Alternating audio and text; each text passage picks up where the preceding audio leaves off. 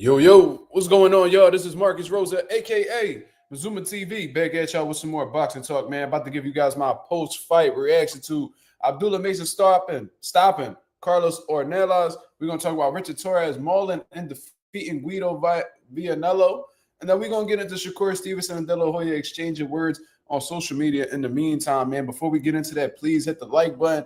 As soon as y'all come in, we got some things that we need to discuss that's currently going on in the boxing world. Let's hit the like button. Let's get the algorithm on the up so that people know that Mazuma TV is live. You feel what I'm saying? Let me check the live. Let me make sure everything's correct before I step. Let me make sure everything is correct before I step. Let me check the live. Let me make sure everything's correct before I step. Yeah. We all good, man. What's going on, y'all? What's going on? How y'all feeling? What's on y'all mind? What was y'all thoughts? Yeah, I mean, boxer expert. What up, baby? First comment of the day, boxer expert. I'm gonna let a few of y'all get in here. I didn't make no announcements, so I highly doubt my notifications got sent out or anything like that. But it is what it is. Yeah, I mean, we're gonna get this boxer talk out the way, and then we're gonna get up out of here like we always do. You feel me? Shout out to Abdullah Mason. Definitely needs some little things he needs to tune up, but I really think that inexperience played a part in his performance tonight. Still did amazing, still did a phenomenal job in disposing of a tough opponent, man. Tough opponent. You know what I mean? For somebody coming in, on late notice or whatever the case is, he stood up to some hellacious shots from Abdullah Mason, but he also did some good things. He was listening to his corner, which is always a plus. He's showing that he's capable of being coachable, which was pretty dope. He was keeping that lean hand up whenever they instructed him to. It showcased a good jab.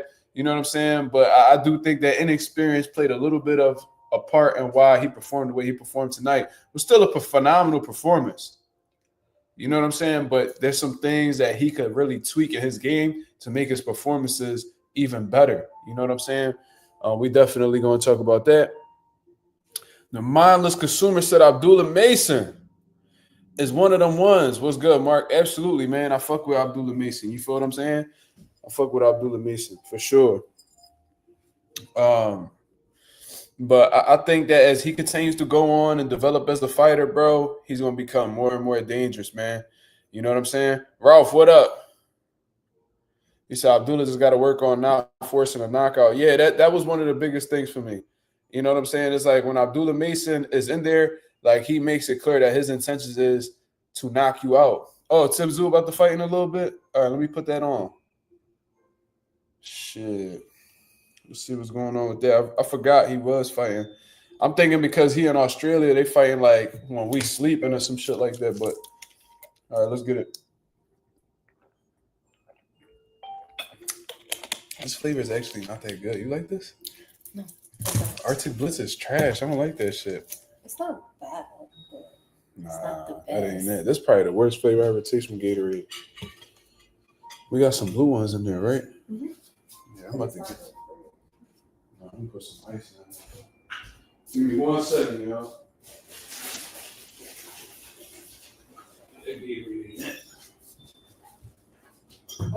This shit nasty.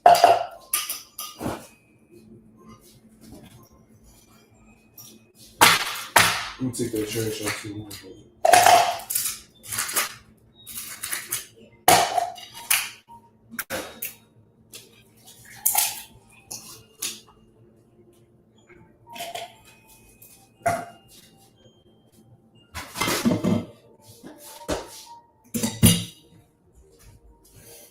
All right, we back. He said, Coffee Player said, rest in peace, Kobe. Absolutely. One of my biggest inspirations, not just in basketball, but in sports, period, the mentality, you know what I mean? The alpha male energy, man. I fuck with Kobe heavy, man. So rest in peace to Kobe Bryant. That broke my heart when I found that out. Shut him down. What up? Justin Jackson, what up? Marissa, what's going on, Marissa? Good to see you. What's your take on Bivol vacating WBC? Is that official? Is that what happened? Hold on. That can't be. That can't be what happened. Nah, I ain't see nothing like that. shut him down. So I'm not going to speak on that if that's not the reality. You know what I'm saying? I hope that's not something that happens. I see an article that says Juan Manuel Marquez asked WBC to strip Dimitri Bivol if he does not accept fight against David Benavidez. And listen, I agree with that. You know what I'm saying? I agree with that. You know, look at David real quick. Look at David Benavidez's situation and what he's endured so far in his career. He was the mandatory in the WBC at 168. He never got his opportunity against Canelo Alvarez because Canelo doesn't want to fight him. He's ducking him, right? So then he goes up to 175, you know, on a new mission to become the best guy at light heavyweight. You know, the WBC mandates him for the winner of Better Beef and Bivol. So if Bivol's like, oh, I'm not going to fight Benavidez, I'm going to fight Dimitri Bivol in a trilogy. I mean, if Dimitri Bivol's like, yo, I'm going to do a trilogy with Artur Better Beef, then, you know, come up off that motherfucking belt. You know what I'm saying? Like, why the fuck do David Benavidez got to keep waiting around for motherfuckers and, you know, just hoping that they fight him next? Nah, bro. Give the fucking belt up. Let David Benavidez fight for that title. And then if you want to spin the block and fight David Benavidez after that trilogy with Better Beef, if you even come out on top in that fight, then so be it. But motherfuckers should, mandatory should not have to wait around for nobody to, you know, accept them. You know what I'm saying? Like, that shit is, unless it's like more meaningful fights. You know, he already done fought Better Beef 2 times. He's the undisputed champion of the division. There's no other champion to face. So when you become undisputed, the next best thing is to fight the top contenders in the division. Benavidez is the top contender in the division. You know, he's the best fighter at light heavyweight that's not a champion right now, in my opinion. So with that being said, give that man his fucking opportunity. If not, back the fuck off the block. Give that belt up. And let David Benavidez fight for what the fuck he's been, you know, looking for. Or earned. He earned that. He earned it at 68. They didn't give it to him. So at 175, he's earning his way. You know what I'm saying? Fought a former world champion. Then he went and he fought another contender just like him in the division. Undefeated. Get that man his fucking opportunity, man. I'm sick of seeing motherfuckers, you know, tiptoeing around David, bro. Even if you feel like Bivol could beat Benavidez, let the man get his shot. That's all I'm saying. But anyways, what's going on, y'all? We got 12 people in the building. Let's make sure we get 12 likes, man. I appreciate everybody that's coming through and showing love. You feel what I'm saying? Who do I think Abdullah Mason should fight next? Hey, man, if he could still get that fight against Giovanni Cabrera, that'll be a good, you know, fight for him. At this point in time, I think Top Rank should start looking at guys who, you know, are like former world champions and stuff like that, like guys that are on their way out but experienced enough to give Abdullah a few rounds.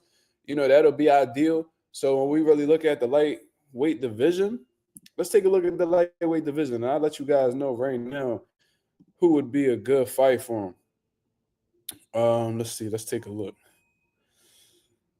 That's crazy that Javier Herrera is only ranked one slot below Abdullah Mason, and he's done nothing for absolutely nobody. But, you know, it is what it is, you know.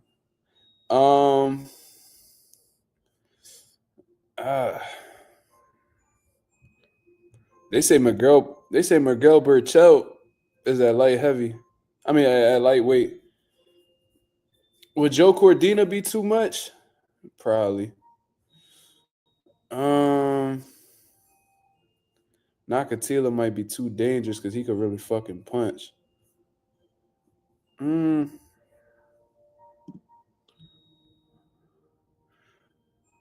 John O'Carroll, that'd be a good fight for him. I don't know. What y'all think? What y'all think Abdullah's next opponent should be? Feed him Hector Garcia? God damn. That's actually not bad.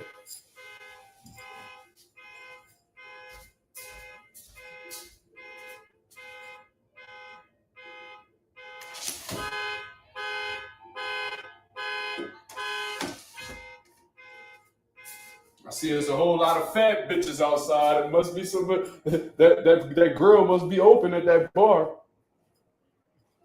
I think they got a special on the wings. I see those fat bitches outside. So, you know, let me stop playing, y'all, before y'all report me and shit. Get my video demonetized and all that good shit, man. You know what I mean? But anyways, Giovanni Cabrera, I like it. I still think that's a good fight for Abdullah Mason. The whole thing with Abdullah Mason right now is molding him into the guy that they're expecting him to be, which is a world-class fighter, a world champion. You see what I'm saying? So Giovanni Cabrera, he got injured, whatever the case is. Giovanni Cabrera is still open to the opportunity, still willing to fight Abdullah Mason. That's a good John. Coffee Player said, Nair Albright. That's a good one, too. I like that one. He's not of world level, in my opinion, but, he's game. He's game. You know what I'm saying? But I think for Nair, for Abdullah Mason, it's more about just getting these rounds in. Abdullah looks slow and out of it. I disagree with that, Blunt. I think what the problem with if that's what you saw, then that's what you saw. You know what I mean? We might be seeing different things. But Abdullah Mason looked fast. His jab looked sharp. You know what I'm saying? No, Chris Colbert needs to stay away from Abdullah Mason. Don't do that. Please don't do that. Like, I don't like Chris Colbert, but I do care for the safety and health of fighters. I'm big on that. Stay away from Abdullah Mason. Anyways, he looked fast. His jab was sharp. His combinations looked good. I just think that Abdullah Mason was looking for the knockout. I think that's pretty much what it was. Even when he throws his jabs, he emphasizes every punch. You know what I'm saying? And it's like the same jab every time. So for me, from a coach's perspective, and we're gonna get into Guido Vianello because that was absolutely disappointing from what I saw. That was a disappointing performance. So we're gonna talk about it from a coach's perspective. But Abdullah Mason, let's single in on him real quick. Not really much to criticize. Nothing really too negative. I just think that he needs a little bit more season. I think he needs a little bit more time developing as a professional. You know what I'm saying? Because sometimes he'll like overcommit on a shot and stuff like that. But we've seen the greats do it. Like, you could watch Floyd Mayweather tapes and he might overcommit on a lead right hand. You know what I'm saying? When you watch Floyd Mayweather overcommit on a right hand and fall over his lead foot, we've seen him do that time and time again. Fighters have their flaws. It is what it is. You just gotta hope and pray that they go back into the gym and try to work on it or improve it. You see what I'm saying? But there's no such thing as a perfect fighter. But Abdullah Mason, he throws the jab at the same speed. You know what I'm saying? Everything just got emphasis on it. The right hand, the left hook. You know what I'm saying? The uppercuts. He's always throwing with bad intentions. And, when you looking for the knockout, especially when you're going in there with more experienced guys, they're more capable of seeing the punches coming. These guys got better chins. They're more durable. And they're able to a lot, especially when you get to a higher level, they know how to survive better. You know what I'm saying? So this dude Ornelas, of course, he didn't make it to the distance. The fight only went about, let me see. The fight only went 6 rounds. You know what I'm saying? Which is halfway through a 10-round fight. You see what I mean? So, and Ornelas was somebody who's not even in elite level lightweight. He had actually been brought up in weight, if we being honest. You feel what I'm saying? But as he starts to climb the ladder, these guys are going to be better at surviving. They're going to be better at avoiding big shots. Abdullah Mason needs to learn how to, mix in his speed with his power. You know what I'm saying? And not looking to you gotta lull these motherfuckers to sleep. You gotta outsmart them. You gotta run them into shit. You know what I mean? So Abdullah really gotta work on mixing in the power with the speed and just being unpredictable.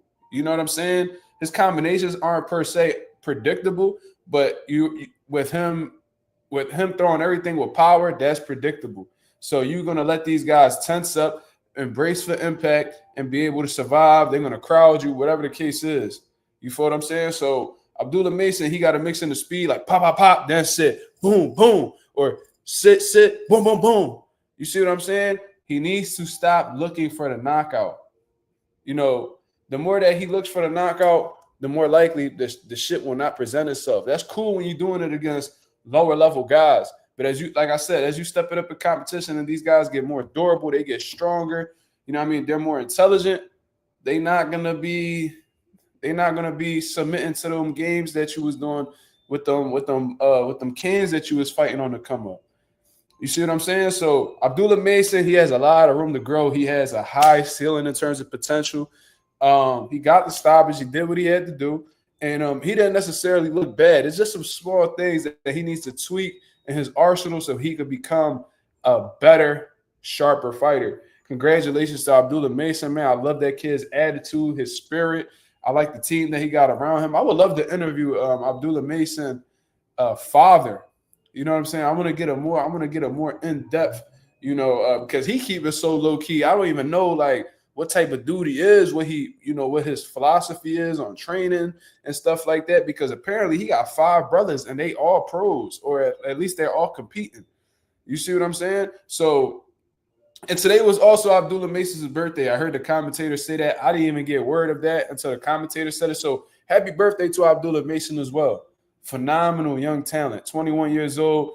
You old enough to drink now, but hopefully you don't drink. You feel what I'm saying? Hopefully you don't drink. You know what I mean? So, and shit, if you're a Muslim, I believe that's against your religion, brother. So, you know what I mean? Stay up on your religion, stay up on your discipline, and keep turning this shit up, man, because as long as you stay focused and you stay active and you continue sharpen up your tools and remain coachable, you could really do some phenomenal shit in the sport of boxing, man. You got the Mazuma TV stamp. A lot. I don't let anybody really disrespect you on this channel because you're doing a phenomenal job thus far. So, congratulations, man. Congratulations. Some small things to tweak, small shit. You know what I'm saying? Shit that's not really concerning. We're about to get into what was concerning and what I had seen in the main event. But let me turn on the Tim Tszyu and Joey Spencer shit. Is anybody tuned in right now? Is anybody tuned into the yeah, don't drink, don't end up like AB, bro. That's not even a joke. Like that's serious. Like that's a real message. Like you don't want to end up, and there's more, there was more guys in the sport of boxing. Hold on real quick. There was they not fighting yet? All right, somebody let me know when they fighting. Blunt Sports, if you could let me know when they fighting, that'd be appreciated, brother. You see what I'm saying? Hold on real quick. What is this? Oh, man. Fuck. I hate when the MacBook get like the notifications like on the bar on the bottom and the shit be jumping. You see what I'm saying? Like when you get a notification on like the app start jumping and shit, you distracted me. All right, cool. Good, cool. The fight not on right now. Cool. All right, so I got some time to chop it up with y'all. So yeah, shout out to Abdullah Mason. You know what I mean? Phenomenal performance. Small things to tweak, but as much as you've been improving and as active as you've been, I have no doubt that you will be able to fix that and become an even more dangerous fighter for these elite level dudes.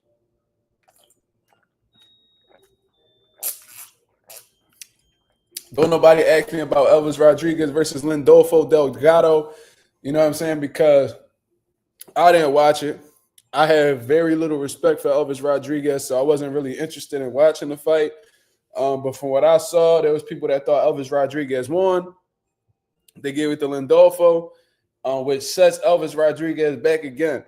But the reason why I don't really have much respect for Elvis Rodriguez is how the way he approached that Subriel Matias situation, acting like, Subriel needs him and he don't need Subriel and all that bullshit, acting like he's on a higher pedestal than Subriel when this motherfucker never won a world title. You know what I mean? You was on a little streak during the pandemic that Kenneth Sims beat your ass, Top Rank dropped you. You went and got with PBC. You know what I mean? You got a couple fights over there with them. Then Top Rank takes you back and you take another L, nigga. You take another L. Every time Top Rank put up the bread for you, you keep fucking it up, nigga. You keep fucking it up. Every time they put the bread up and they start to believe in you a little bit. You know what I mean? Oh, his name's he's Dominican. He's Elvis. And he plays the air guitar. This guy, this guy might actually do something. You fuck up the bag. You feel what I'm saying? So I can't give you an in-depth analysis like I just did with Abdullah Mason because I do not fuck with Elvis Rodriguez. And typically when I don't fuck with somebody, unless they're like really big names, I will not pay them any mind. I just don't like Elvis. I ain't gonna lie to you. I don't like him. You know what I'm saying? I don't like when just like Edgar Berlanga, I don't like him. Do you see them interviews that he been putting out talking about that he the A-side, the Caleb Plant and Jamal Charlo And you know, Eddie Hearn fucked up the, you know, he wanted to fight William Skull, and they only wanted 1.5 million, but you know, just give him the bread.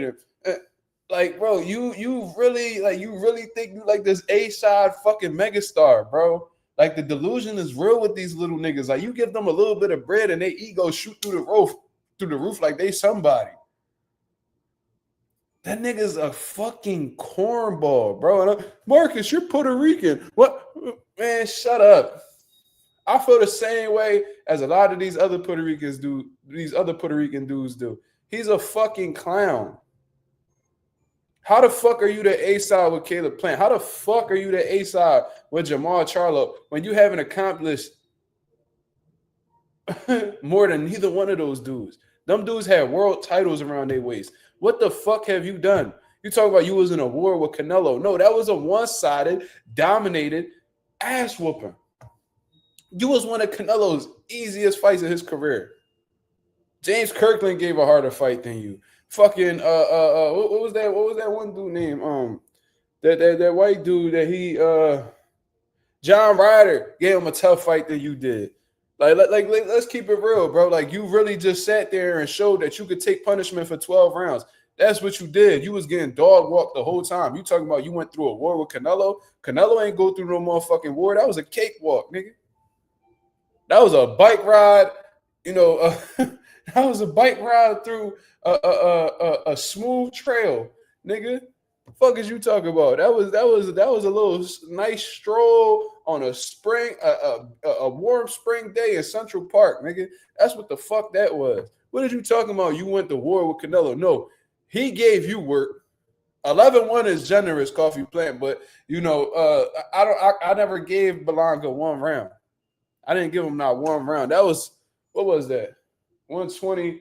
What was it? 120, 107, 106, because he got his ass dropped. You know what I'm saying? Like, come on, dog.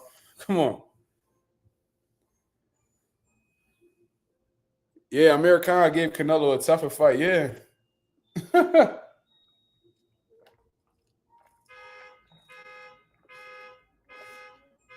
don't know who be gassing these niggas up, cuz, but you gotta stop it, man. And you keep saying how like he really think like he above certain shit. Like, bro, the reason why, I'm gonna tell you something, Belonga. I'm gonna tell you something, right? Just because I know a little bit about the business of boxing, just a little bit. You know, I done done business with several networks with my father and shit like that. I'm not gonna say I've done business. I've seen business take place with big promoters, big networks, shit like that.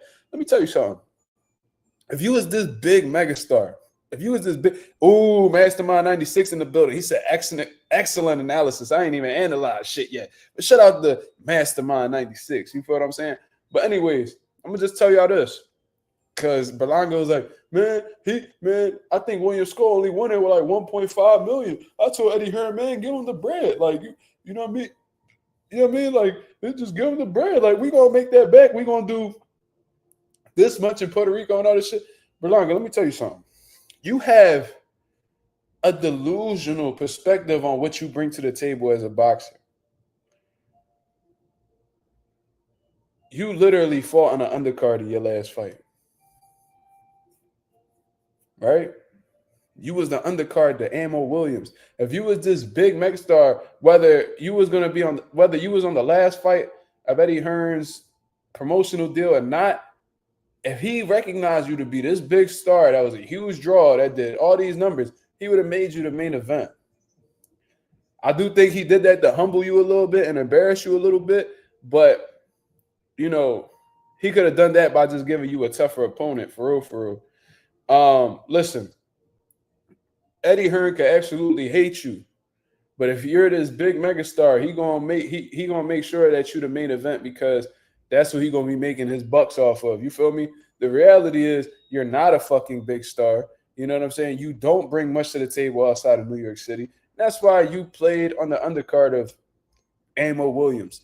You feel what I'm saying? Also, if you were this big draw, Eddie Hearn knew he was going to make back 5-10 times than what the fuck he put up for the fight, he would have gave William Skull that 1.5 million.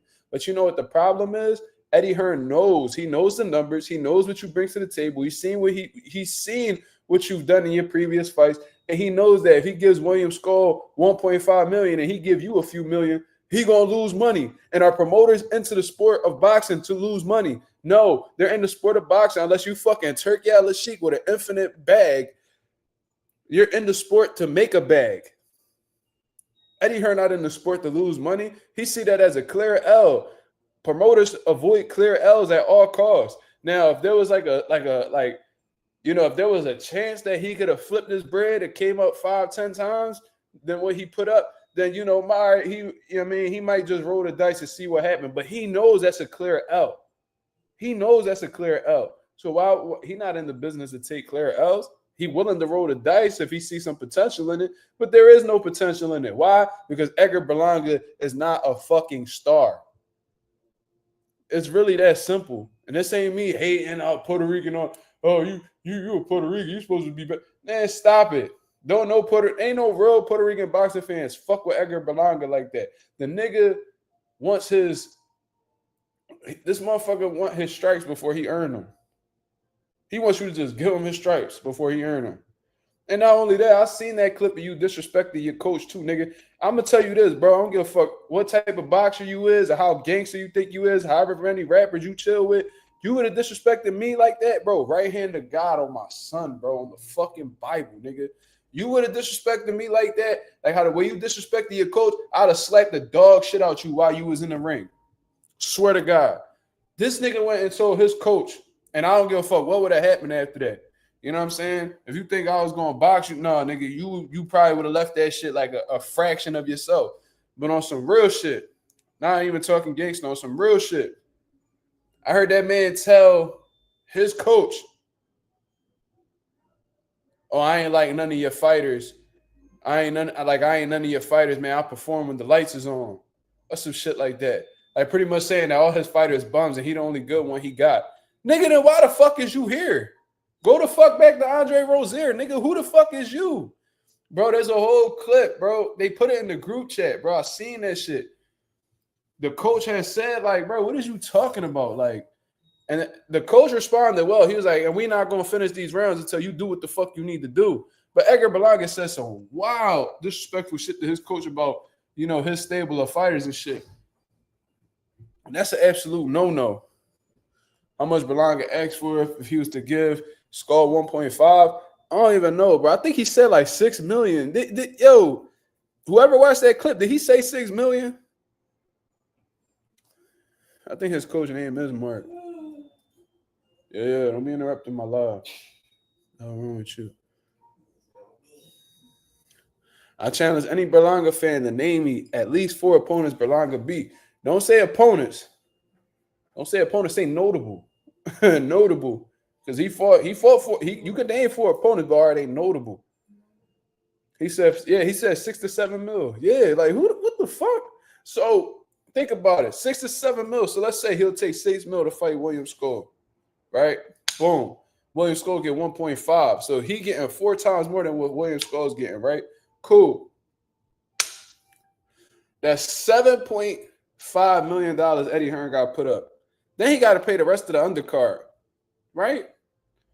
So you're looking at probably $9 million that he putting up. Maybe he might touch 10, depending if he got some other champions on his undercard, whatever the fuck the case is. He might be looking at let's say 9 million, 8.5, 9 million that he putting up. Do you think that Eddie Hearn, with him putting that motherfucking bread up, is gonna make? Do you think he even gonna break even? Is he gonna generate? Is Edgar Berlanga and William Skull gonna generate 9.5, 10 million that night of the fight? Fuck no. They ain't selling no pay-per-views to get that motherfucking bread back. That gate not gonna be doing shit. Who the fuck is paying big time bread to see Edgar Berlanga fight? I've seen niggas pay big bread to see Mayweather fight, Canelo, Gervonta Davis. Shit, I even seen motherfuckers put up big bread to watch Ryan Garcia, Devin Haney. Like niggas like that. Nobody paying big bread to see Berlanga. Nobody paying big bread to see this nigga walk out with Fat Joe leaning back and shit for the 40th time in his career. Don't nobody want to see that shit. Coffee plant said shit generating 100K. That's generous. That's generous. William Skull? That's some car that's on the corner. I already don't look.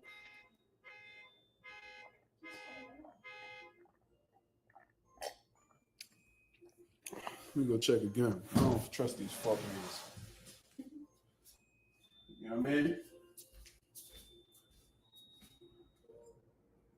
You just gotta think about it logically. You don't need to be no type of business genius or none of that shit to know that Eddie Hearn not putting that bread up because he already know that you're requesting a shit ton of money, right? Right. So with that being known, he ain't about to be like, oh, let me just, and especially when you're on the last fucking fight of your deal, you think you about to leave with a loss? You tripping. Fat Joe created hip hop, you must be trolling, brother. That shit almost deserve a timeout saying that.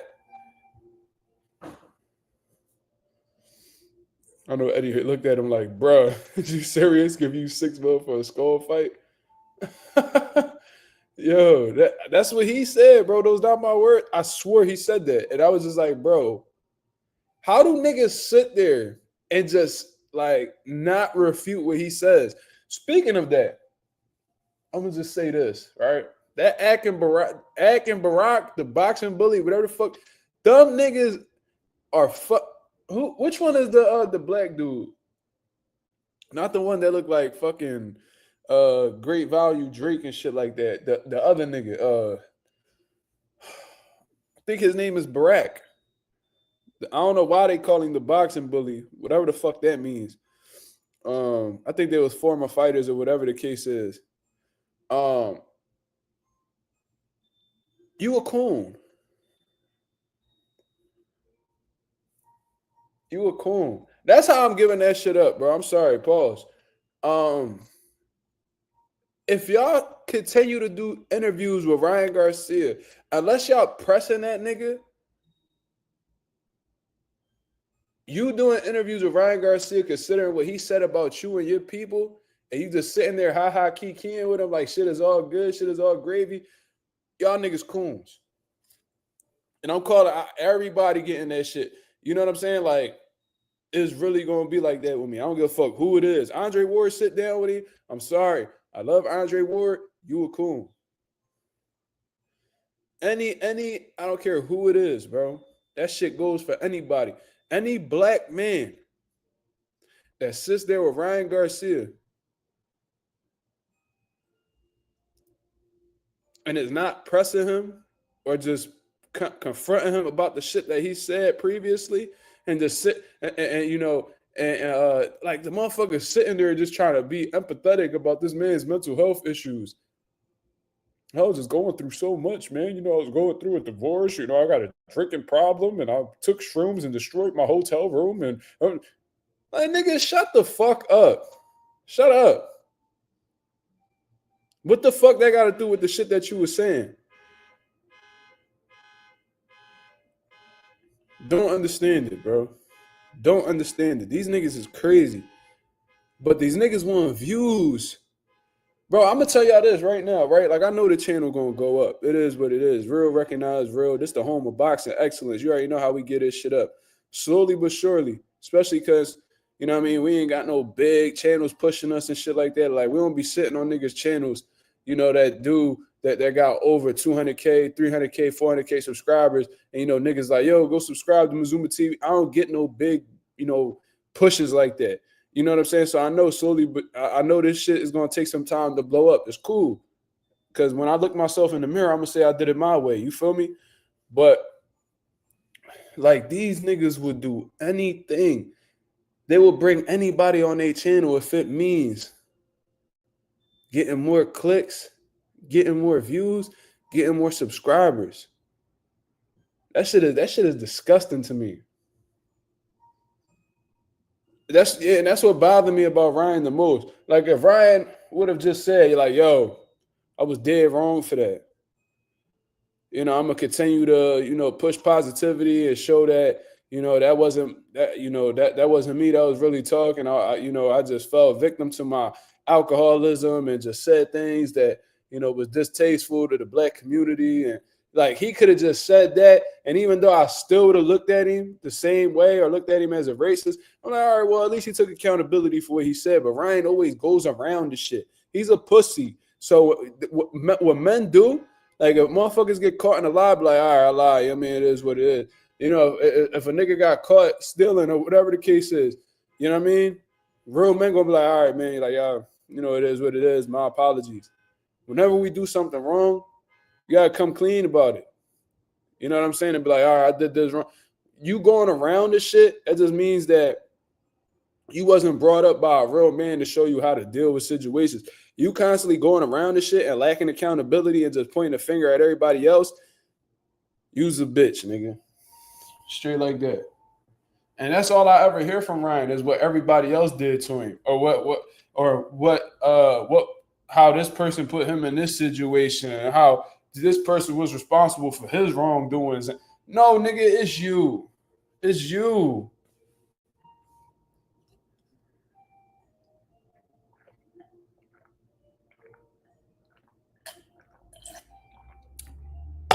But I hope Rolly beat his ass, bro. Whew, I hope Rolly beat his ass, bro. Yo, real shit. Fingers crossed. I hope Rolly beat the dog. I hope he break your orbital. I hope he really do some crazy shit. I hope he hit you with some hard shit and your eye just swell up like Corrales and shit. Like your shit. Like, I hope you get a hematoma like Thurman, nigga. Like I hope your shit bumping when you leave the ring. You know what I'm saying? On some real shit, I really hope Rolly fuck your money up for the Haney fight. Like, I want to see Haney whoop your ass too, but like on some real shit, like I really want Rolly to fuck your career up. I hope Rolly do him like you get real shit, bro. God damn. But anyways, let me cut these lights on real quick. I want to talk about the Guido fight with Richard Torrez, man. I really want to talk about this because, congratulations to Richard Torrez. You know what I mean? Congratulations to Richard Torrez. He did exactly what he needed to do in order to win. A lot of holes in this game, like I said previously. I don't know if we talked about it yesterday or the day before. I think it was yesterday. We was talking about how Richard Torrez get reckless in there. He lunges in a lot, and there will be a lot of counter opportunities for Guido, right? So I'm watching Guido. I'm like, yo, this dude a decent counter puncher. He got some good pop. He look like he got some good lateral movement whenever he feels like using it. When he's on the ropes, I've seen him set some traps. I'm like, yo, he a well-rounded boxer. I seen the F.A. Ajagba fight. I'm like, oh, he got a chin. He gave F.A. Ajagba a run for his money too. So I'm like, Guido looked like the more skilled dude, the bigger puncher in comparison to Richard Torrez. Because I've seen Richard Torrez stop dudes, but it's like he'll just pummel them. He'll maul them. And I was like, yo, Richard Torrez's best bet is to outwork Guido and make it an inside fight. That's what I said. You don't want to be at the end of any of Guido's punches. And Richard Torrez, I was like, I was very intrigued with the matchup initially because I wonder how Richard Torrez is going to approach this. You know what I'm saying? Is he going to show some boxing ability? Is he just going to, come out guns blazing? From the very beginning, Richard Torrez came out and just was himself. You know what I'm saying? He coming in, he keeping that lead hand active. Level changes, feints. But the thing about Richard Torrez, I was like, man, this dude is going to get hit. He's either going to get timed with a good right hand or a right uppercut because Richard Torrez was so predictable at everything he did. I told y'all guys, he'll probe, he'll put the jab out there and he'll either loop the left hand or he'll shoot the left hand straight. And it's obviously either to the head or the body. And that's what he was doing the whole time. But for some reason, Guido cannot pick up the timing on Richard Torrez. And I know the slogan as it goes, it says, it looks easy on the outside. It's a completely different story on the inside. That might be what it was. But I see a fucking multitude of opportunities for Guido to really showcase some great counter-punching abilities and showcase some great timing and really run Richard Torrez into some big shots. But he just could not find his timing. You know, the referee wasn't playing with Guido off of the rip. I don't know if he watched Guido or what, or watched his previous fights, and I don't know what it was, but he had a very small tolerance for holding. And what Richard Torrez exposed about Guido off of the rip is that this dude Guido does not have an inside fighting game. He cannot fight on the inside. And one of the biggest things that I noticed that let me know that was that Guido refused to fight in the clinch. You know what I'm saying? He could not.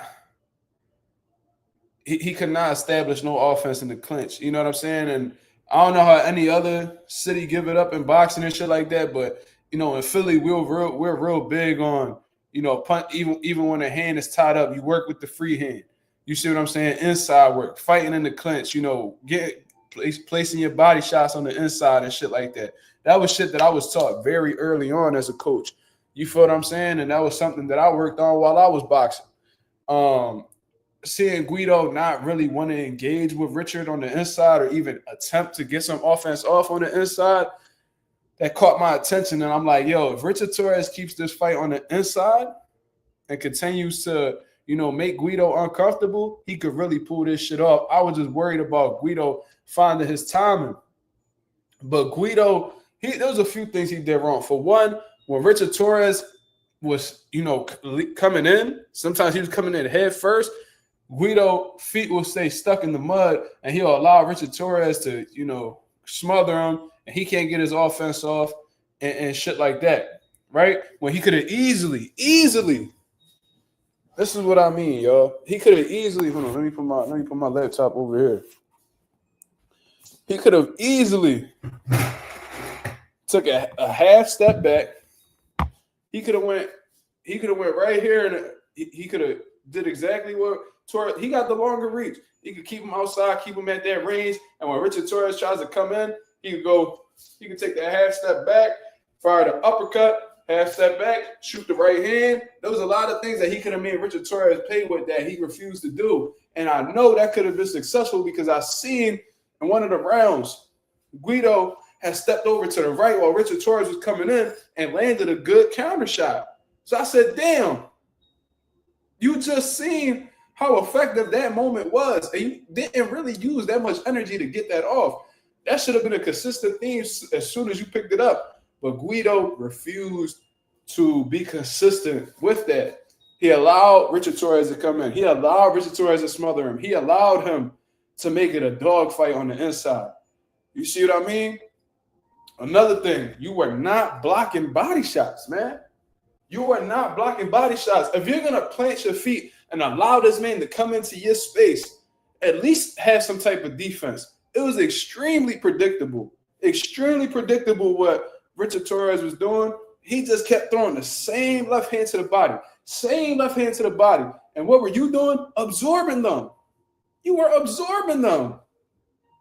And you know you should not be taking no fucking body shots, regardless if he's a small heavyweight or not, with a heavyweight fighter with 10-ounce gloves on, man. How smart is that? Now, Guido, this is what you could have done, right?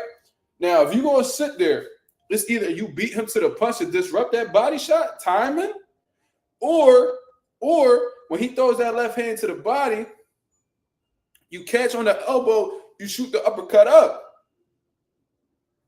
right? Richard Torrez is southpaw. You could have easily caught that fucking uppercut with this elbow right here. You could have came off with the left hook. That's another thing. Richard Torrez was here. He was sticking, and then he'll come in with the fucking hands down. Southpaw. And what you looking for the whole time? The right hand. Where the fuck was that counter left hook at? You could have easily took that step off. Bang. You could have hit him with that Cuban hook. Bang, and turned him. What you doing? Standing right there, just letting him get his game off. Take that step off to the left, shoot that fucking left hook, get the fuck out of the way. It was so many. I don't know what his corner was telling him, bro, but, you know, they might have been giving him great advice. I'm not going to disrespect this corner. But it's like, come on, dog. Your timing wasn't there. Your counter punching wasn't there. And I'm thinking, shit, Guido, at least try to push Richard Torrez on the back foot. That's another approach he could have taken. All right, you like to come forward, you like to be a pressure fighter. I'ma jab your fucking face off and make you fight going backwards because I know you can't fight going backwards. You feel me? Didn't even try that. So no adjustments made, just sitting there. And Guido broke down. Guido looked like he was ready to go at the end of the 8th round. It was a 10-round bout. The end of the 8th round, them shots that Richard Torrez was laying down on him looked like they was piling up. Because like I said, you can have a great chin, but there's only so much your body could take. Accumulation is real. And that shit was piling up on Guido. You feel what I'm saying? End of the 8th round, he looked like he was ready to go. If Richard Torrez was a little bit more clean or accurate with his work, he probably would have stopped him. But the end of the 10th round, there was probably like 30 seconds left.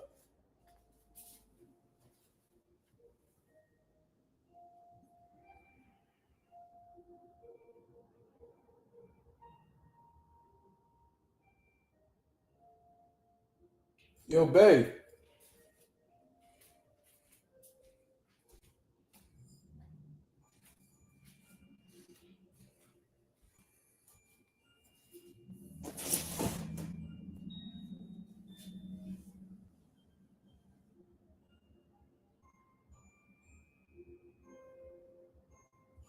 There's a nigga standing outside my car. I'm just making sure.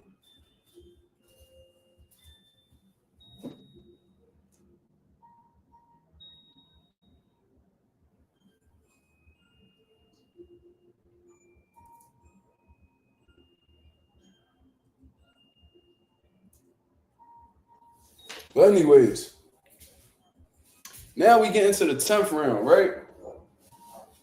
Now we at the 10th round. No, I'm good. I'm good. Some nigga standing outside my car, so I'm watching him closely. You know what I mean? But now we hit the end of the 10th round, and Richard Torrez lands a devastating left hand to the body, and Guido's so hurt by the body shot that this man completely drops his forearms to his body. He completely forgets his head. Very hurt to the body. Body language. Oh yeah, that's another thing I wanted to mention. Guido's body language was terrible, man. Like every time the ref would break it up, his hands at his side, he got his head leaned back. You know, it's like he's showing exhaustion, and body language is something that you gotta really be sharp with because you don't want to give these judges the indication that you're tired, fatigued, frustrated, any of that. You know what I'm saying? Because it'll be less likely that they'll put them rounds in your favor. You know, if it's a close round, y'all both had some good moments or whatever, but you showing and you walking back to your corner huffing and puffing, you know what I'm saying, shoulders all slouched, and you ain't really showing no energy, lethargic and shit like that, they might just give that around to your opponent just because he's showing better body language or his energy looks better. You feel what I'm saying? That was another thing that I noticed about Guido that was out of pocket. All right. He like on the phone walking back and forth and shit by my car. Like, nigga, you about to make me go out there, nigga.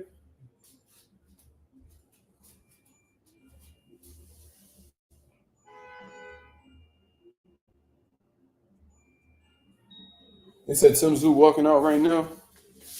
All right, bet. He was squatting against the ropes in the round after the body shot. Facts. So it was a lot of things that Guido had done wrong, bro. You know what I mean? I always thought Guido showcased I always thought he gave a good showing of himself at previous fights. And I actually had him, you know, doing enough or having enough to defeat Richard. But Richard was just too much of a dog. You know what I mean? Too much pressure, too much energy. You know what I mean? And like I said, what Richard Torrez had in his favor going into this fight is that he's one of the most active heavyweights in the division. You know what I'm saying? Like his work rate is nonstop. He just keeps on going. You feel what I'm saying? So, you know, I do think that Richard Torrez has a lot of work to do. I think he's a very small heavyweight, and against the elite level heavyweights, they can really make him pay. You see what I mean? Guido got zero inside game. You better avoid inside heavyweight boxers at all times. Like boxers that like to fight on the inside, like Caballero and shit. You better steer clear from a Caballero, just like straight up, because he gonna pack you up. Let's not even get into that. You feel what I'm saying? But um, anyways, that's my thoughts on that. You feel what I mean? Let me pull up this Tim Tszyu Joey Spencer fight real quick.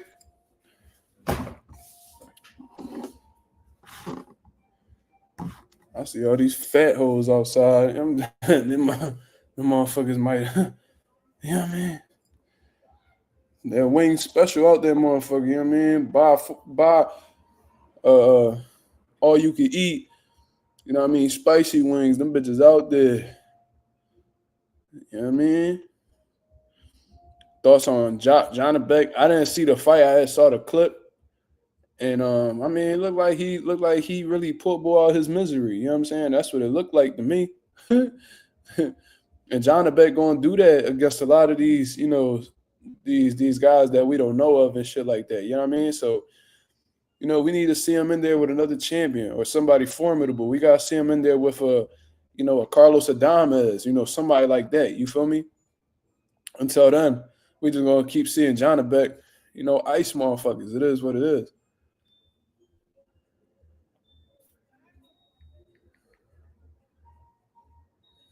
Let me see something real quick. About to pull up that Tim Tszyu fight. Do I think Tszyu losing? No. No, I don't. If he does, then Tim Tszyu need to hang it up. There's no reason why he should lose to a Joey Spencer. We spoke about that already.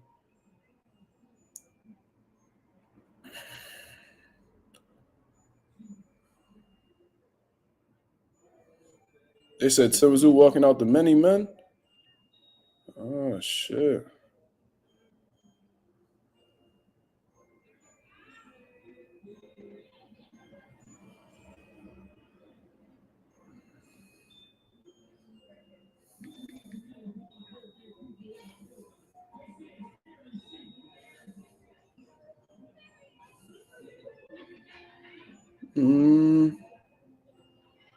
Pulling it up right now, y'all.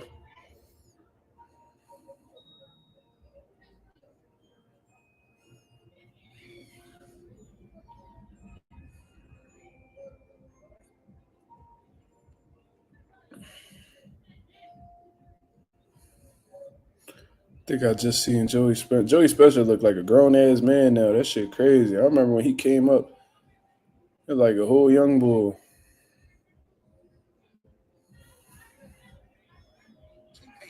All right, they boxing.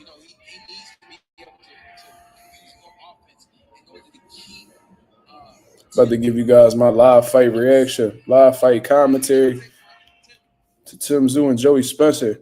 I'm off the rip based off of what I'm seeing. It's halfway through the first round. Tim Tszyu looks significantly bigger than Joey Spencer. I'm gonna just say that.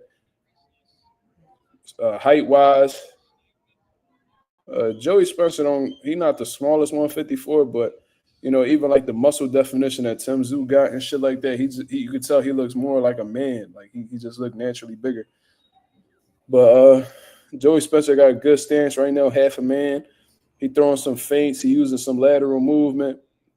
And Tim Tszyu just trying to find his mark right now. He walking to him. And just based off of body language and what I'm seeing, Tim Tszyu is looking pretty confident right now.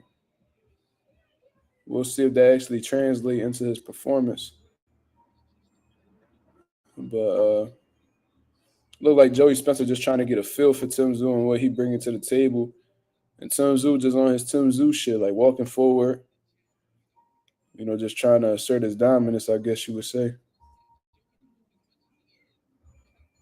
Tszyu should have a chip on his shoulder. Coffee, like back-to-back losses. If that don't put a chip on your shoulder, then you might as well leave this boxing shit alone. You know what I'm saying? Like if that don't motivate you, or at least make you want to come back with a vengeance, like a Daniel Dubois or a Joseph Parker, like you know them losses lit a fire under them, and they did something as a result of it. If that don't motivate you, you ain't really built for this shit. You know what I mean? I can understand how it could be frustrated, how you could be upset, or even question yourself.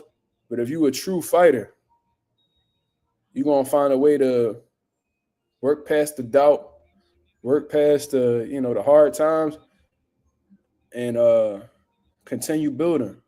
Like I said, that's what men do. You feel me?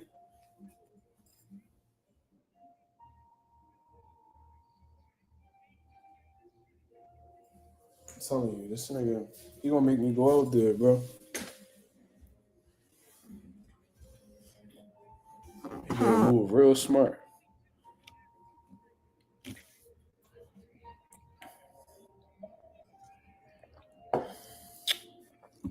So that was the end of the first round. I don't really know what to make of that. It looked like Joey Spencer was just boxing, and Tim Tszyu couldn't really find him in the first round. Based off of what I seen, I tuned in halfway through the first. So if y'all see something different, let me know. We're currently in the second round right now. Tim Tszyu popping his jab. It's a battle of the jabs right now, basically. Joey Spencer looked like he out there just utilizing his speed behind the jab, and Tim Tszyu shooting a strong jab. So it's obvious one of them is trying to be quick while the other one is, looking to be strong. Tim Tszyu just landed a good jab against Joey Spencer. Strong jab. So it's clear who's the stronger, bigger fighter is Tim Tszyu. And I don't think Joey Spencer is I don't think he's trying to disprove that or anything. I just think that he's looking to show that he's a better boxer. Like, okay, you may be bigger, you may be stronger, but, I'm about to show you, or at least attempt to show you why I'm the smarter fighter. You know what I'm saying? Joey Spencer showcasing a little bit of a Philly shove right now. He got that lead hand down real low. You know what I mean? So if I'm Tim Tszyu, I'm targeting the shoulder. You know what I'm saying? Let's touch that shoulder. Let's see how how strong them shoulders are. I mean, because if you beat on that shoulder enough, I mean, when it's time to use that high guard, he's not gonna be able to anymore.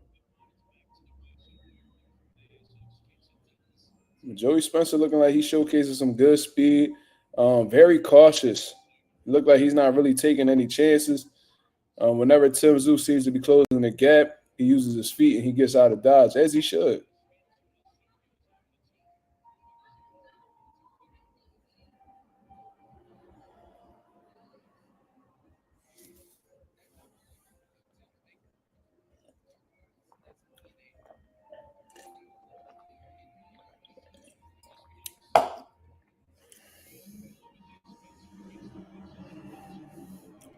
Very, very cautious fight from Joey Spencer thus far. And I think it's frustrating Tszyu a little bit based off of what I'm seeing. He's trying to land that big shot. And Joey Spencer ain't really taking the bait, man. I mean, he's not being a stationary target for Tszyu.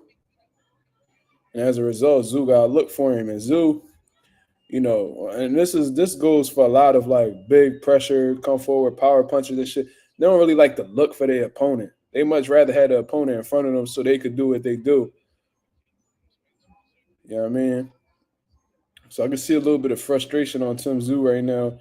He's having trouble closing the gap. And Joey Spencer just switched to, that's a knockdown. That looked like a knockdown. That looked like a punch landed, but might have been a slip. Okay. I'm gonna say thus far, based off of what I've seen, nobody has really done more than the other. You know what I'm saying? Like Joey Spencer, he's boxing, he's using lateral movement, but it looks like he's trying to keep Tim Tszyu off him in all honesty.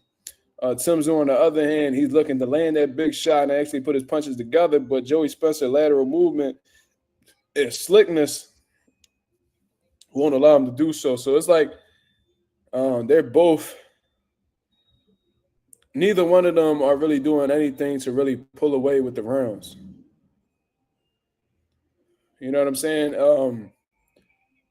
They might be giving these rounds to Tszyu, honestly, because he's actually looking like he's the one who's willing to take more risk at this point.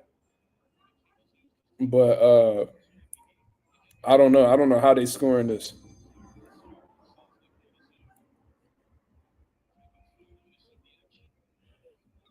I see Joey Spencer switching between orthodox and southpaw, which is interesting. Okay.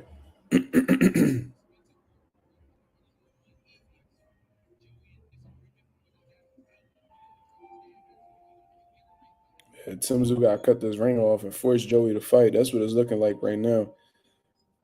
Joey Spencer has a game plan in mind, and um, it doesn't look like that game plan includes standing in front of him or trying to prove something or sitting in the pocket with him. So Tim Tszyu has to make them changes. If he sees that fighter's on that type of time, then he has to make the adjustments necessary to make Joey fight more of a fight that he's looking for. So if I'm Tim Tszyu or if I'm in Tim Tszyu's corner right now, I'm really emphasizing Tim Tszyu to cut this ring off.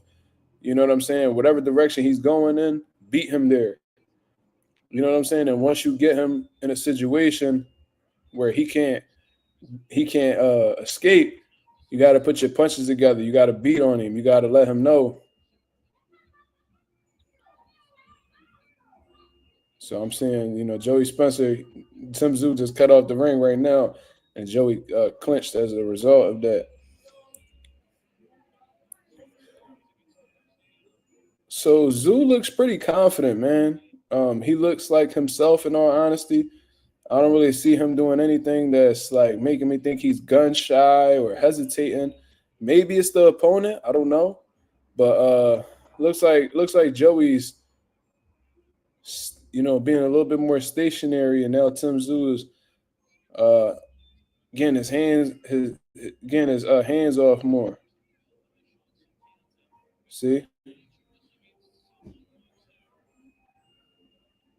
okay. So now Joey's attempting beautiful 1-2-3 from Tim Tszyu. See, and now Joe for some reason Joey Spencer is deciding to stand in front of Tim Tszyu and go blow for blow. And then as a result, he received a nasty 1-2-3, a jab, right hand, left hook on Joey, and Joey's trying to egg him on, trying to play psychological games, but all he's doing is hurting himself. I don't know why he just had a switch up in momentum or a switch up in game plan, but it seemed like the lateral movement was keeping him a lot more safe. Ooh, good right hand from Tszyu. Now that Joey's starting to stand in front of him, Tszyu is getting his shit off. I really hope Spencer ain't trying to prove that he a dog to Tim Tszyu, because he's not. It's not the type of fighter that he is. So that's definitely Tim Tszyu's round. Them first two, there was a little, a little bit.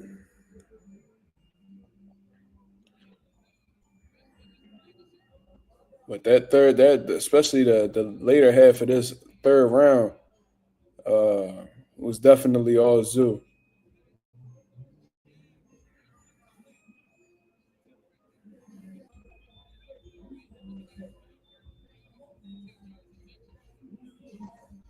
I'm trying to see exactly what Joey's attempting to do, because it looks like his defense is there and he's defensive minded, but his offense isn't matching. So I'm wondering when he's actually going to turn up the offense and actually look to accumulate some type of punishment on Tszyu, because right now, Tim Tszyu is not concerned at all.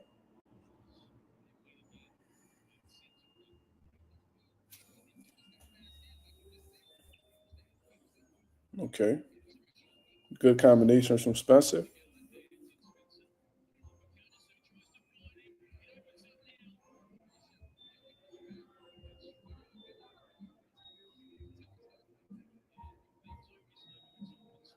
Oh shit, they playing that Alicia Keys. I mean that I'm not Alicia Keys. I'm sorry. They playing that Keisha Cole across the street.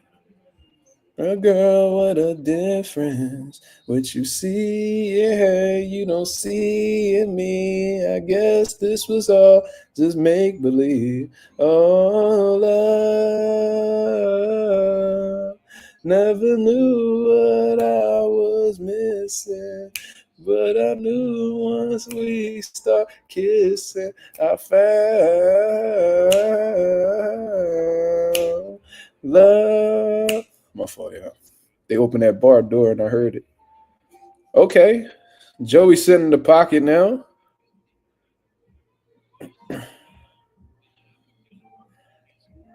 Joey sitting in the pocket now, using another form of defense. I don't know if he resting his feet or what. Ooh. Joey's already getting busted up, man. He got some redness. Look like his nose bleaking a little bit. Some swelling around the eyes. One of them left hooks. Ooh, beautiful left hook right hand. That was a beautiful counter from Tim Tszyu. Now Tim Tszyu touching the body, working with the free hand as he should. You know, Guido Vianello could have learned a little bit about that. Oh, my God. Yo, Joey can't keep on taking these punches, y'all. These are clean fucking – ooh, beautiful body shot. That hurt Joey Spencer bad. Them body shots hurt. That left hook to the body just hurt Joey Spencer bad. Now he's getting pummeled. He getting his ass whooped. That referee about to jump in there. Joey got to show something. Ooh. Oh, my God. Tim Tszyu is teeing off. They about to stop this shit, y'all. Ooh, they threw the towel. It's over. Tim Tszyu gets the stoppage over Joey Spencer. Jesus Christ. Wow.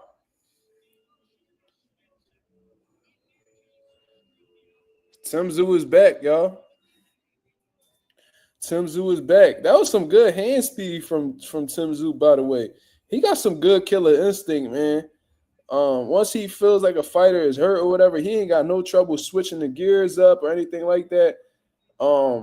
Really wasn't understanding of Joey Spencer's game plan, man. Like he attempted to box in the beginning, you know, use his movement, use his feet, you know, use his jab and, you know, showcase a little bit of speed. But these last two rounds, you know, the third and the fourth, I think this was the fourth round. It just got stopped in.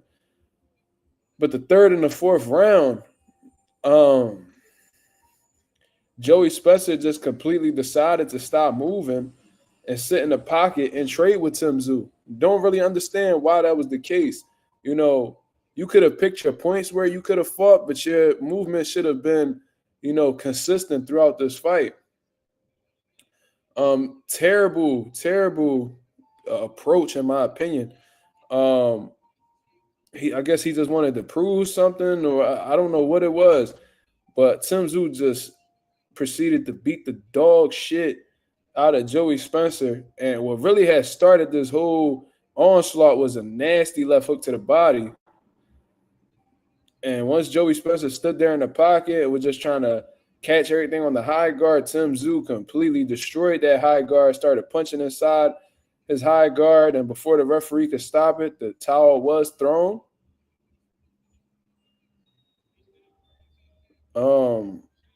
I don't know what that was about. That was weird strategy from Joey Spencer. But I told y'all guys, you know, Joey Spencer hasn't taken the time in his professional career to be ready for these type of fights against these type of opponents. You know, Joey Spencer, like I said, he was spoon-fed his whole career by PBC, giving guys who provided very little resistance. He didn't really learn anything from. And I always thought that it was strange that all of a sudden he just getting in there with Jesus Ramos, who done been around the block, you know, who was a much bigger, you know, junior middleweight, a guy who, you know, just had too much going on for Joey Spencer. You know what I'm saying? Joey Spencer, since then, he's been inactive. He's been quiet. You know, no momentum behind him whatsoever. He goes, he wins a fight, and his face is all busted up, by the way. He look like he's going to have two black eyes, nose swollen, the right side of his cheek, you know, the cheekbone area looks bruised as well. So Tim Tszyu definitely still packing a punch. He still looks like himself. Didn't look like damaged goods, but we won't really know. We really won't know how much Tim Tszyu has left until he fights another big puncher like himself. You know, Joey Spencer is not the type of fighter who's going to really show anything. He didn't really provide any resistance in reality. So, you know, they're about to announce Tim Tszyu the winner right now. Keith Thurman. Keith Thurman and Tim Tszyu, that's a great fight. I don't know. I wonder what Keith Thurman's perspective is on this right now.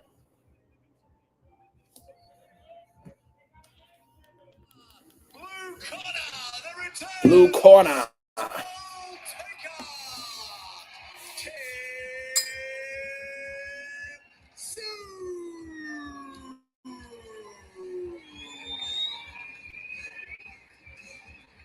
Congratulations, Tim Tszyu. You are back. What does it feel like to be a winner again? Let's see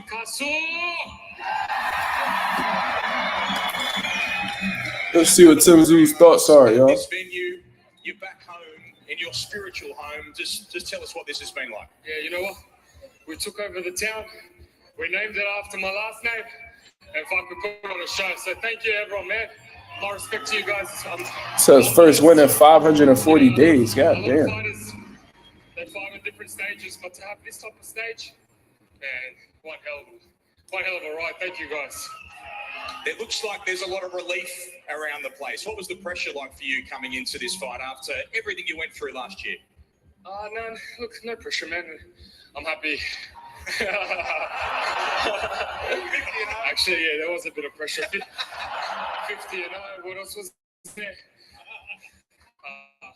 Yeah, I couldn't do a third consecutive loss, but I hope I learn.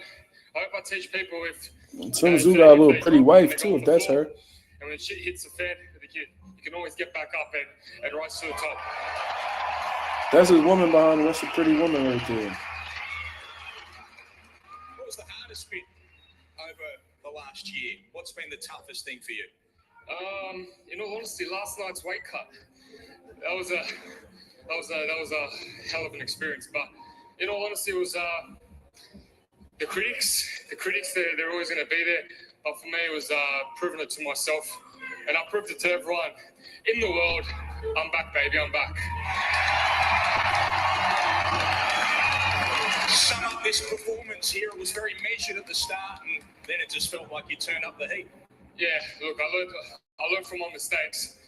You don't go in like a hothead from the first round and just abandon everything. So learned my lesson, and I had one hell of an opponent with me, with Joey Spencer. So I'm blessed to share the ring with him, and he's going to have plenty more opportunities in the future. Who will you share the ring with next? Because we had Keith Thurman out in the country a little while ago. Do you have a message for him or someone else? Sign the contract, big boy. Sign the contract. Mike Tyson reference. That's what you want to do? Yeah, you know it, man. If the fans want it, and we can bring a mega show to Australia, the boys at No Limit, you know who to contact, and we'll do a big show here.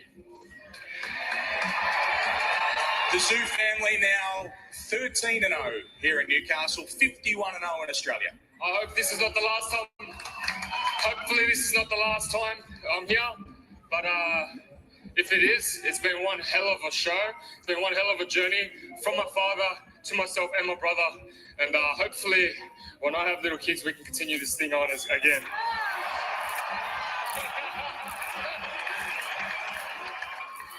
Congratulations. That is the Soul Taker, Tim Tszyu. Yes, that is his wife. She a nice little John.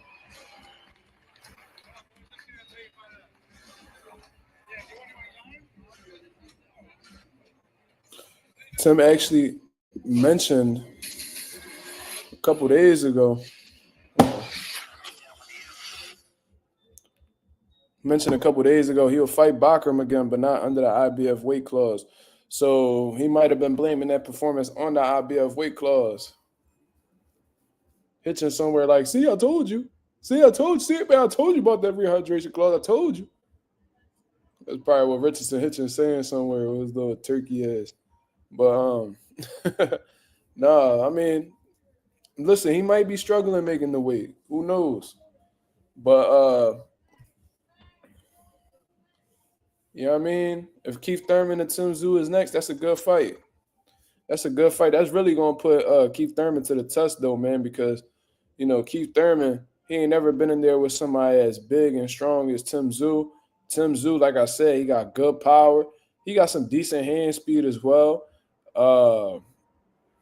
He got some good killer instinct, too.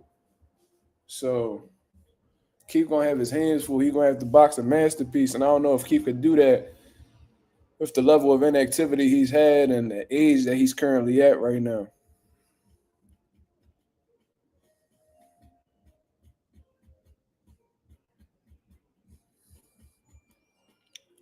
Tim versus Virgil would be a good fight. That would be a fucking good fight. That fight definitely not going the distance. I got Virgil though.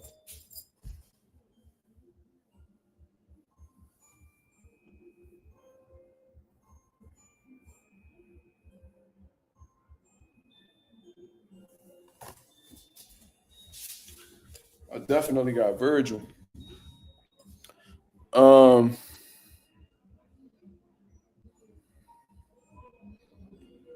Let me see. It said Oscar want to give Virgil a cherry pick for Virgil next fight. Well, considering Virgil getting surgery on his hand and shit like that, most likely it probably would be a stay busy fight.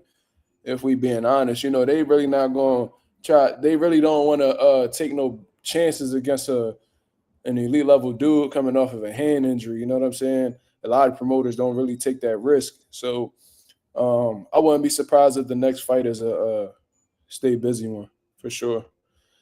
Thurman seems like he's soft to the body. Yeah, I mean, we've seen him hurt multiple times there. I see Sean Porter hurt him to the body. Luis Collazo hurt him to the body. I seen him hurt a few times. I think even Barrios got him with a good body shot. You know, Manny Pacquiao hurt him to the body. So if you consistently getting hurt with body shots, it's safe to say you have a problem taking body shots. You feel what I mean? This should not be that consistent of a theme in your career. Shay, what up? What up? What up? So, yeah, good performance by Tim Tszyu. Good performance from Tim Tszyu, bro. Like, Joey Spencer ain't belonging there with him. I told y'all guys that he was not seasoned enough. And if that Tim Tszyu was anything like himself, he would get Joey Spencer up out of there, and that's exactly what happened. Terrible game plan from Joey Spencer. Looked like he was just overwhelmed by the size and the power of Tim Tszyu. And pause. But it showed he didn't have the power necessary to stop Tim Tszyu. He couldn't deal with that mental pressure that was on him. So I think he was just like, fuck it, you know. I think he just decided to go out on his shield. And, you know, Tim Tszyu didn't put him out with a shot or anything like that or drop him or anything like that. But he accumulated a lot of damage very quickly. Got hurt with a good body shot. Got hit up top in the head and his face all broken up now. So, you know, it is what it is, man. I don't know what Joey Spencer is going to do next, but, you know, the steps that he's been taking in his career so far don't make any fucking sense at all. You know what I mean? It's almost like Joey Spencer just want to get a couple dollars and just roll out real quick because the way that he moving, it's like ain't really no build up, ain't no really like smart, you know, opponent selection. You know, you took a few nobodies or unnotable guys, and then you just jump in there with two dogs, basically back to back. What's the strategy behind that? You're not even playing chess. You just out here, you know, moving blind. I don't really understand that. Josecito Lopez hurt Thurman to the body. Did he? I think he did. He actually did. I forgot about that. Marky Dan, what up? But yeah, it was some good boxing today, man. Some good boxing today. Shout out, like I said, shout out to Abdullah Mason. Shout out to Richard Torrez. He proved me wrong. I thought Guido was going to beat him. I still stand on Guido being a more skilled fighter. What up, Black Caesar? What up? That Spencer dude was food. I tried to tell y'all. I was like, the only way Joey Spencer winning is if Tim Tszyu come in here and he's just not him anymore. But Tim Tszyu still shown to be, you know, himself. You know what I'm saying? And this next fight probably going to be against Thurman, and that's going to be a good fight. Yeah, but I really feel like Richard Torrez won because Guido timing wasn't there. His timing was completely off. And I don't know, bro. I don't know what that was. I think it was more of what Guido lacked. You know what I'm saying? But I ain't trying to discredit Richard Torrez. He did what he had to do. Yeah, I mean, he put good pressure. He landed some good body shots. He hurt Guido to the body. He could have really stopped him after the end of the 8th, honestly. But I thought he won convincingly.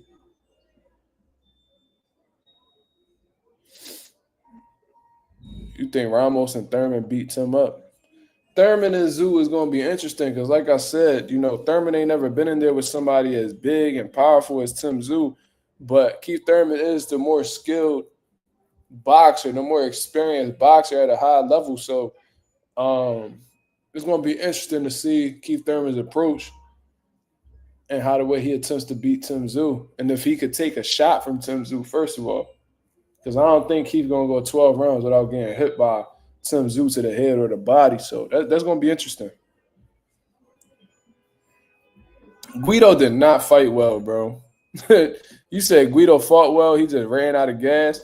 Bro, even from the very beginning, his counter punching was off. His feet was stuck in the mud. He could not keep his range against Richard Torrez. He was not taking small steps back. He wasn't stepping off of the line. And then when he'll throw a shot, it'll be too late. Even when he was throwing right hands, bro, like you being a taller, rangier fighter, why are you lunging in with right hands?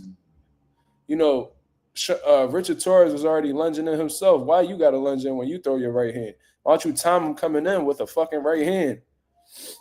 You know what I'm saying? Like, I thought the performance was terrible, if we being honest. Like, based off of what I seen from Guido, in his previous fights, he didn't look like that person in the Richard Torrez fight.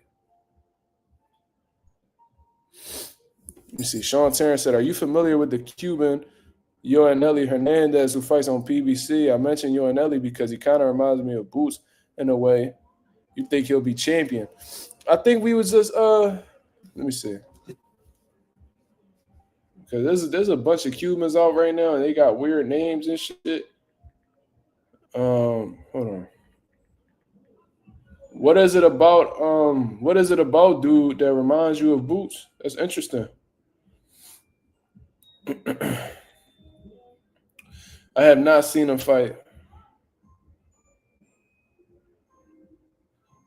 Yeah, I have not seen him fight, so I can't really speak on him. But now that you mention him, I'll keep my eye out for him.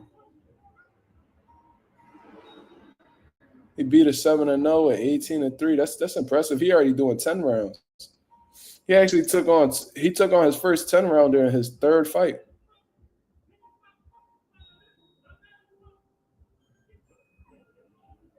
Okay. I'm gonna keep my eye on him. He's 27 years old, middleweight. Okay. Dope. I wonder if he knows Demetrius Andre because they say he live out of Providence.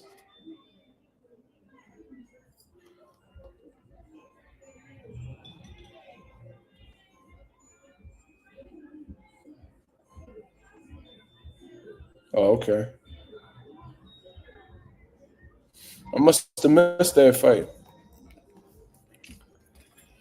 Okay. I'm going to keep my eye on him, man. I appreciate y'all putting me on.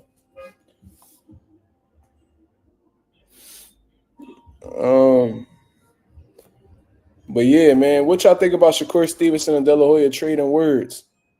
And pretty much it looked like Shakur threw some shots at Turkey, man, saying he ain't a man of his word. I think, and he said that he don't bow down to nobody, and I've been hearing a lot of people say that in reference to Turkey Al-Sheikh, like, oh, y'all motherfuckers kissing the ring, oh, y'all kissing his ass for a check and all this bullshit. Now it seems like Shakur Stevenson adopting that same philosophy, which is pretty interesting because, for real, he was just praising Turkey Al-Sheikh for giving him the biggest payday of his career. You know what I mean? He said that they agreed on a number. And now that they're offering the winners to pay the fight, now Turkey Al-Sheikh is backtracking on his offer, and he's getting other people to tell Shakur that instead of telling him that personally.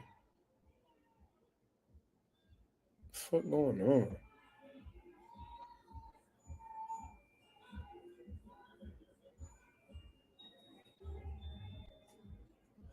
Man, drunk people get on my motherfucking nerves, boy.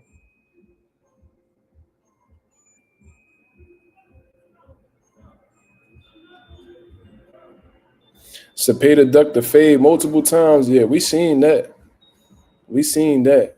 You know what I'm saying? And we seen in them Tevin Farmer fights why he ducking the fade.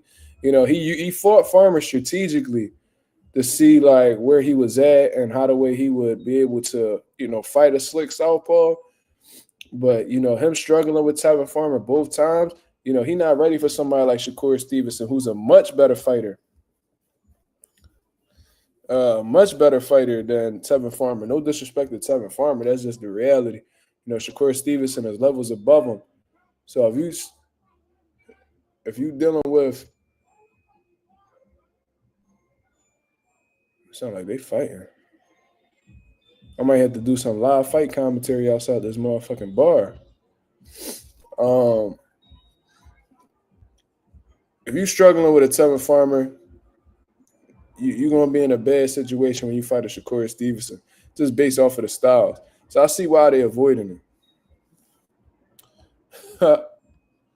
Marky Dan, the historian, says Turkey and the Saudi Entertainment Authority are connected to a budget of $57 billion. He better kiss that ring. Well, Shakur saying that he ain't a man of his word, that he being flaky, because he had offered him he promised him one purse, and now he trying to back off the block and give him a lower purse. So he like, yo, what the fuck going on? Like, so De La Hoya talking about that Shakur Stevenson turned the fight down after talking all that shit. And Shakur talking about, nigga, no the fuck I did not. Y'all just giving me a bag that I'm not fucking with. Or now y'all going back on y'all word. Y'all said y'all was going to give me one thing, and now y'all trying to give me another. And he's saying, either way we going to fight. You know what I'm saying? Because the WBC going to mandate it. And if we can't agree on a fucking split or a purse, whatever, it's going to go to a purse bid. So he's saying, yo, either way we going to have to fight. He just don't like the fact that Turkey Al-Sheikh promised him something, and now he's trying to go back on it and have other people around him try to renegotiate and shit instead of just coming to him personally. He said he don't bow to nobody, so he said let's negotiate. He said I don't bow to nobody, so let's negotiate. So is Shakur Stevenson ducking? Absolutely not. If anything, it's William Cepeda. You know what I'm saying? They've done it on multiple occasions. Avoided Shakur Stevenson purposely and low-key been measuring their chances against Shakur Stevenson with these Tevin Farmer fights. And I don't think Shakur Stevenson got any reason to duck a William Cepeda based off of what I've seen. That shit might be a cakewalk.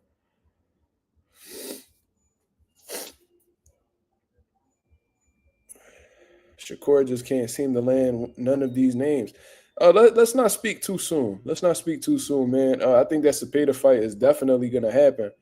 But, they just not agreeing to terms right now in terms of finances. So let's see what Turkey Al-Sheikh response is. It really don't make sense for him to make less than what he made for the Josh Padley fight, though. Like, come on, seriously. Let's say Shakur made $5 million for Padley, right? And now you offering them $3 million for William Cepeda? Like, bro, I just won my last fight, and I'm in there with the number one contender in the lightweight division. Y'all can't at least keep the 5? Y'all can't give me another 5? Why y'all giving me a lower purse than what I got in my last fight? My stock went up after my last fight. As long as I'm winning, my stock gonna keep going up.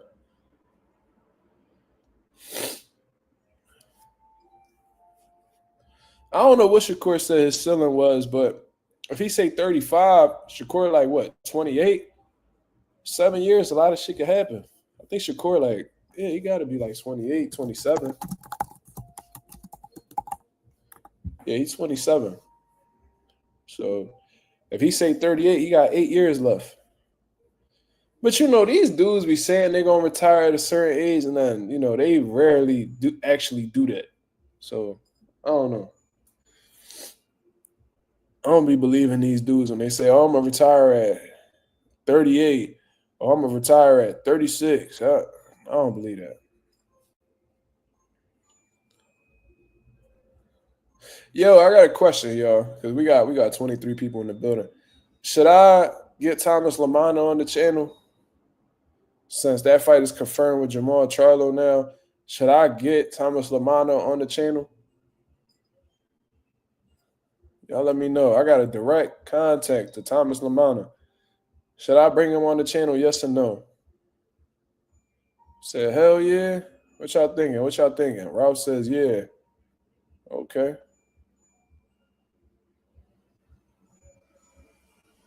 PYP says, hell yes. Black Caesar says, for sure.